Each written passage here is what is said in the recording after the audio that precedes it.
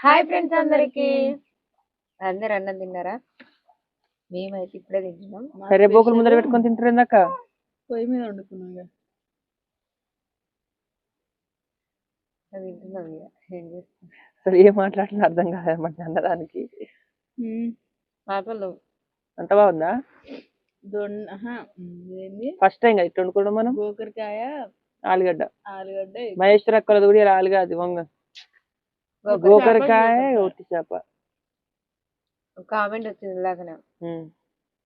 హేమలత అక్కలదేమో గోకరకాయ ఆలుగడ్డ పాలకూర. పాలకూర మన అందరి గడ్డలు గడ్డలని కలిసినాయి.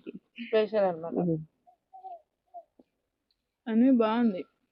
ఏమనంటే మీరు కూరగాయలలో కూడా ఒట్టి చేపలు కానీ ఎగ్స్ కానీ ఏం తింటారు కదా అక్క.